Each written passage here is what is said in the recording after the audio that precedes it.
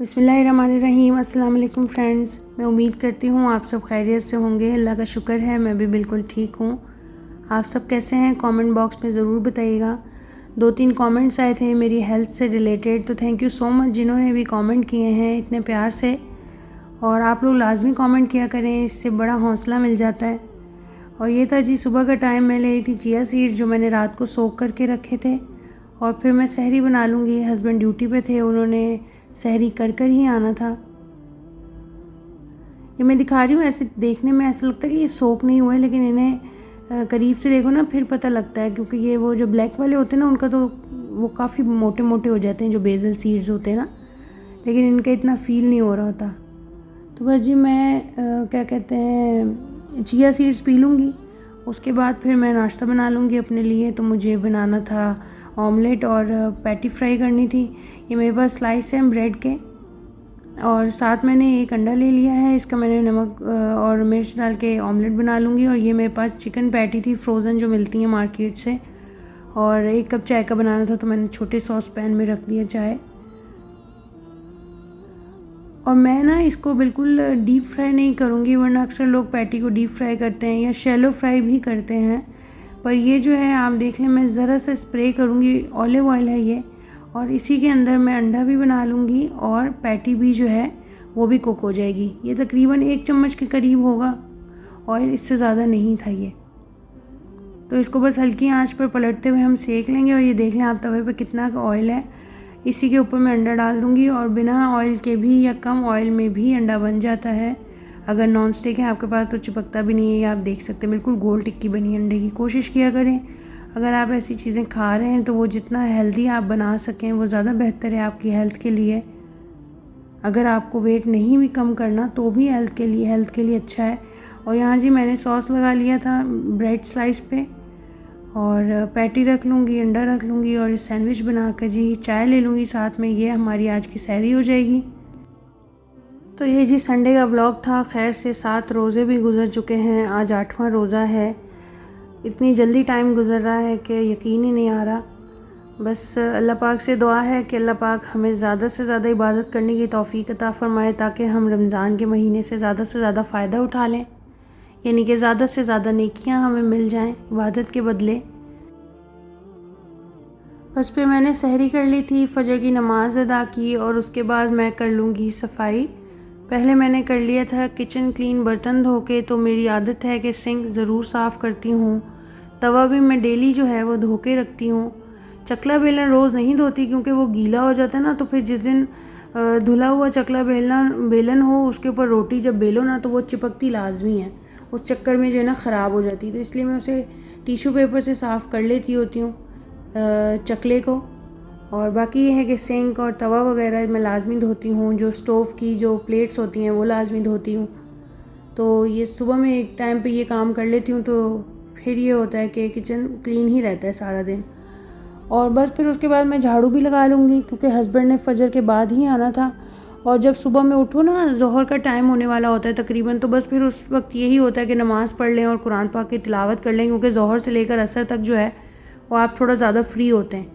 उसके बाद फिर तो टाइम नहीं मिलता। और यहाँ मैं दिखा रही हूँ मेरे हाथ पे 1-2 कट लगे हुए थे। तो मैं जब मेरी मदर के जो है ना कट लगा होना कभी, या कभी तवा लग जाना उनके, या कभी इस्त्री लग जानी, तो मैं उनको कहती थी कि आप ख्याल से काम किया करें, क्यों लग जाता है आपके, जब छोटे होते थे हम ना। तो अब अंदाज़ा होता है कि जितना मर्ज़ी ख्याल से काम कर लें, हाउसवाइफ जो हैं किचन में काम करने वाली, कभी छुरी लग जाती है, कभी तवा लग जाता है, कभी हंडिया लग जाती है, और कभी कहीं बर्तन धो के रखते हुए स्टैंड लग जाता है। तो बस यही होता रहता है हमारे साथ। और फिर मैं सफाई कर लूँगी। अच्छा, मैंने फूल झाड़ू ले लिया है। मैंने आपसे पहले एक वीडियो में शेयर किया था कि ये जो स्टैंड वाला झाड़ू होता है ना, ये नीचे बैठ के लगता नहीं है, जाता नहीं है। तो मैंने ले लिया फूल झाड़ू, लेकिन पाकिस्तान में जो फूल झाड़ू होते हैं उन्हें जो है ना 1 दिन के लिए गीला करके रख दो और खुश्क कर लो ना, फिर उसके बाद जो उनका ऊपर से बुरा बुरा झड़ता है ना वो ख़त्म हो जाता है। लेकिन यहाँ मैंने फूल झाड़ू एक तो बड़ी मुश्किल से ढूंढा, और जब फिर मुझे मिल गया तो मैंने उसको जो है पूरा गीला करके उसको मैंने पंखा चला के रखा भी। लेकिन उसके बावजूद भी अब मैंने 1-2 दफ़ा उसको लगाया है, तो मुझे लगता है कि वो घर साफ़ क्या करेगा, वो मज़ीद गंदा कर रहा होता है। उसके ऊपर से अपना उसका कचरा इतना झड़ रहा होता है ना कि मैं बहुत ज़्यादा तंग आ जाती हूँ। तो आखिरकार मुझे यही वाला मोप झाड़ू जो है वो मुझे उठाना पड़ता है।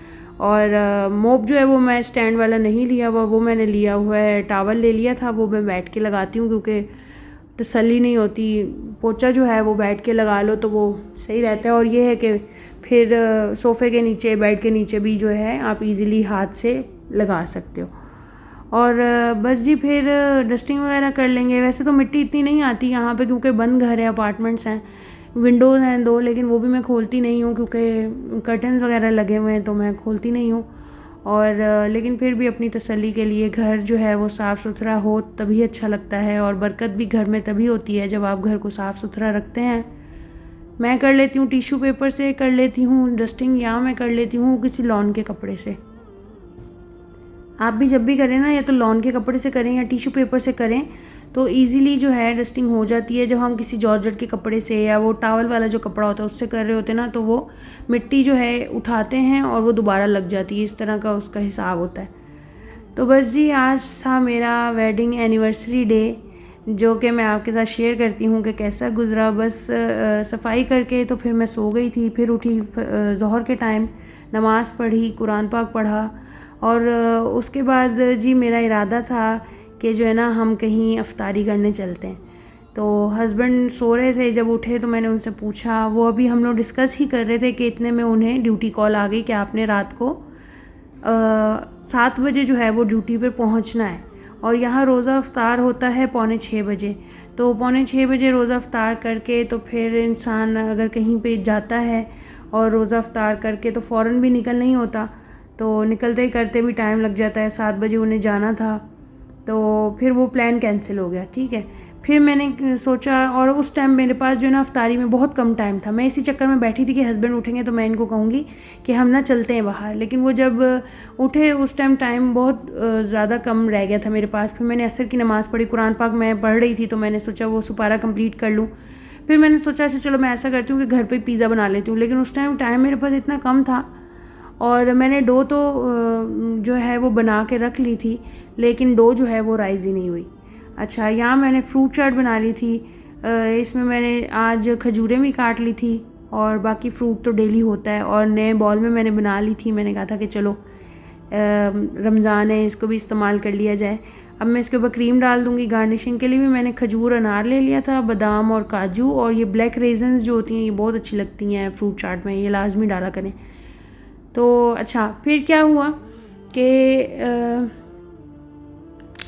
डो जो है वो हमारी राइज़ नहीं हुई। मैंने पिज़्ज़ा की सारी तैयारी भी कर ली, फटाफट जो है मेरे पास चिकन जो है वो थोड़ा सा मैरिनेटेड पड़ा था, तो मैंने उसको निकाल के उसको फ्राई कर लिया। कैप्सिकम थोड़ी सी बड़ी थी, वो भी कट कर ली, प्याज और ऑलिव्स वगैरह ये सब मैंने तैयारी कर ली। लेकिन जब मैंने डो को देखा तो डो बिल्कुल भी राइज़ नहीं हुई थी, और अफ्तारी में 20 मिनट शायद रहते थे। फिर मुझे वही करना पड़ा, लौट के बुद्धू घर को आए वाली बात, कि मुझे वही चीज़ें बनानी पड़ी, पकोड़े और इस तरह की चीज़ें। हस्बैंड कह रहे थे कि बाहर से ले आते, मैंने कहा अभी फिर आप जाएंगे और लाएंगे, उसमें भी टाइम वेस्ट हो जाएगा, क्योंकि अफ्तारी के टाइम में, मतलब अफ्तारी से पहले और अफ्तारी के बाद जो है वो थोड़ा ट्रैफिक का रश हो जाता है, इसलिए हम बाहर भी नहीं जा सके कि ऐसा ना हो कि ट्रैफिक में स्टक हो जाएँ, और फिर हस्बैंड ने ड्यूटी पर जाना है, वो तो बहुत ज़रूरी काम है। और फिर ये हुआ कि जब हम लोग अफ्तारी कर चुके ना, तो फिर ड्यूटी से मैसेज आया कि आपने 9 बजे आना है। तो मेरा इतना मूड आज ख़राब हुआ ना इस वजह से कि मतलब एक ये होता है कि आप काम तो रोज़ ही करते हैं, अब ये डेली के काम है मेरे, अफ्तारी बनाना और फ्रूट चाट और ये सब चीज़ें डेली के काम है, लेकिन आज मेरा इरादा इस तरह बन रहा था कि चलो कहीं ना बाहर चलते। मैं भी आज छुट्टी करती हूँ पकाने की और इन सब चीज़ों की। तो अभी डिस्कस कर ही रहे थे कि इतने में कॉल आ गई, तो मेरा मूड ख़राब हो गया, फिर करने को दिल ही नहीं कर रहा था कुछ काम। फिर मैं आई किचन में, थोड़ी और हिम्मत पकड़ी, मैंने कहा चलो जी करती हूँ, पिज़्ज़ा भी बनाती हूँ ना। तो लेकिन क्या हुआ, पिज़्ज़े की डो जब बनाई तो डो राइज़ ही नहीं हुई। तो बस ऐसा रहा कुछ मेरा आज का एनिवर्सरी का दिन।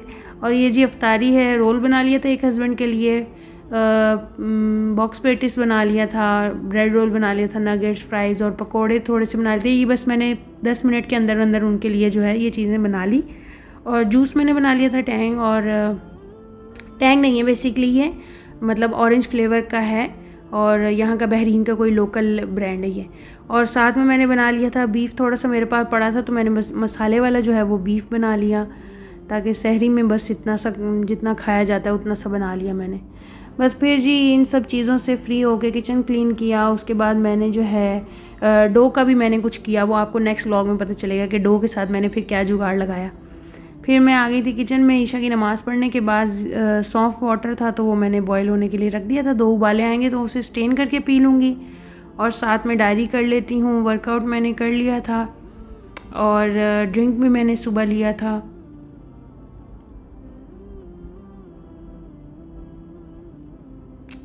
आप भी बताइएगा कि कभी आपके साथ इस तरह होता है कि प्लान कुछ होता है और हो कुछ जाता है।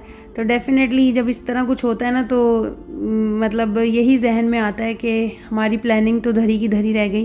तो बेशक जी वही होता है जो अल्लाह पाक ने लिखा होता है। आज नसीब में नहीं था, ना बाहर जाना नसीब में था और ना ही घर पे पिज़्ज़ा बना के खाना नसीब में था। तो बस मैंने तो फिर अफ्तारी में फ्रूट चाट खा ली थी और हाफ़ ब्रेड रोल खा लिया था। हस्बैंड ने छोड़ दिया था तो फिर वो मैंने खा लिया। वेस्ट तो नहीं करना था। और वॉक कर ली 30 मिनट्स की। ड्रिंक अभी तैयार हो जाएगा तो ड्रिंक हम पी लेंगे। तो बाकी इरादा तो है इंशाल्लाह ईद पे है कि शायद थोड़ी सी जो है वो सेलिब्रेशन कर लें। बाकी देखें, लेट्स सी, ये भी अल्लाह को ही पता है। और जी यहाँ पे मैं सुबह के लिए भिगो दूँगी मेथी दाना, क्योंकि सुबह के रूटीन में जो है वो मेथी दाना, ये 1 चम्मच के करीब मेथी दाना जो है वो मैं पानी में भिगो दूँगी और फिर सुबह इसको 1 उबाली दिला के इसको मैं पी लूँगी। तो ये जी था मेरा आज का छोटा सा व्लॉग। आपको कैसा लगा, स्टोरी कैसी लगी मेरी वेडिंग एनिवर्सरी डे की। अगर आप चैनल पर नए हैं तो चैनल को सब्सक्राइब कर दें, लाइक कर दें, शेयर कर दें और कमेंट करके मुझे ज़रूर बताएं कि मेरी बातें आपको कैसी लगती हैं। मिलेंगे एक नई वीडियो के साथ। Till then take care, thanks for watching, अल्लाह हाफिज़।